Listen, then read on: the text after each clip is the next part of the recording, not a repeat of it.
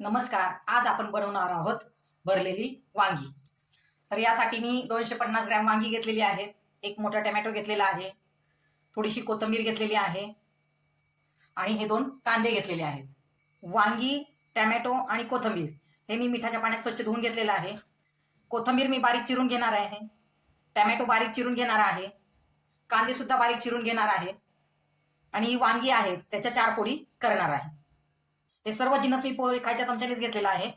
तर 4 चमचे मी शेंगदाण्याचं कूट घेतलेलं आहे, 1 चमचा डाळ बारीक केलेलं घेतलेला आहे, 1 चमचा तिखट घेतलेला आहे, 1 चमचा वाटलेलं खोबरं घेतलेलं आहे, अद्रक लसूण पेस्ट घेतलेली आहे, गरम मसाला घेतलेला आहे, त्यानंतर मी हे धने पावडर घेतलेली आहे 1 चमचा आणि चवीनुसार मीठ घेतलेलं आहे.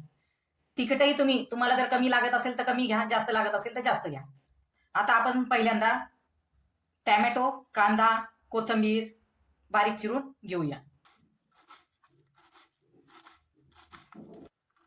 ही बारीक चिरलेली कोथिंबीर आपण ह्याच्यामध्ये मिसळायची.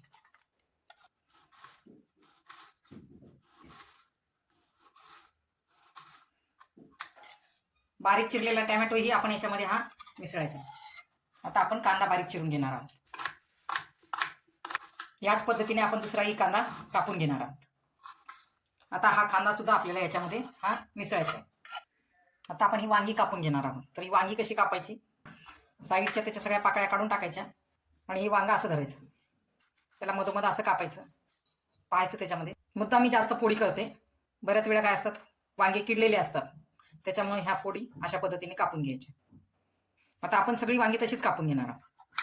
आपण या पद्धतीने वांगे कापताना एक काळजी मात्र आपल्याला घ्यायची की जे खराब वांग आहे, थोडं जरी खराब दिसलं तर ते बाजूला काढायचं.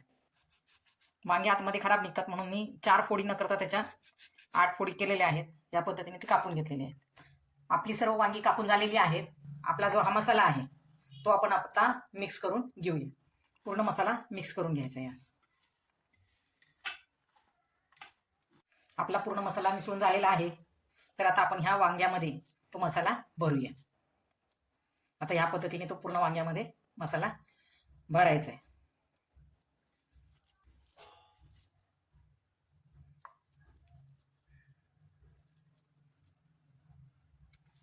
या पद्धतीनेच आपण सर्व वांगी भरून घेणार आहोत. आता आपली वांगी भरून झालेली आहेत. गॅसवर मी कढई ठेवलेली आहे. कढई गरम झाली की मी भाजीच्या चमच्याच्या मापाने 1 चमचा तेल टाकलेलं आहे. तेल गरम झालं की आता आपण त्याच्यामध्ये हा उरलेला जो मसाला आहे, आपला वांग्यामध्ये भरून उरलेला मसाला जो आहे तो आपण तेल गरम झालं की त्याच्यामध्ये टाकणार आहोत. त्याला व्यवस्थित आपण फ्राय करून घ्यायचं, तळून घ्यायचं. आणि आता आपण त्याच्यामध्ये मसाल्याच्या चमच्याने अर्धा चमचा हळद व्यवस्थित ह्या मसाल्याला हलवायचंय की जेणेकरून तो करपणार नाही याची काळजी घ्यायची. तो मसाला करपला तर भाजीची चवच निघून जाते. हे पहा, तुम्ही पाहत असाल त्याला असे बुडबुडे यायला लागले, म्हणजे आपला मसाला काय करायला लागलाय, तेल सोडायला लागलाय. मग आता आपण याच्यामध्ये आपली जी भरलेली वांगी होती टाकायची आणि या सर्वाला व्यवस्थित हलवून घ्यायचं. त्याला व्यवस्थित हलवून झालं की गॅसची जी फ्लेम आहे ती एकदम लो करायची आणि 5 मिनिटासाठी आपली जी वांगी आहेत ती वाफेवरच शिजू द्यायची. यामुळे काय होतं, वांग्याला पूर्ण मसाला व्यवस्थित वाफला जातो आणि वांगी सुद्धा चवीला चांगली लागतात. तर अशीच 5 मिनिटं काय करणार आहे, ती वांगी वाफून घेणार आहे. त्यासाठी मी आता ह्या वांग्यावर झाकण ठेवते आणि 5 मिनिटं होण्याची वाट पाहते. गॅस मी बारीक केलेला आहे. 5 मिनिटं झालेली आहेत. पहा, व्यवस्थित पुन्हा परत एकदा हलवून घ्यायचं त्याला. आता आपण याच्यामध्ये थोडंसं गरम पाणी ऍड करू.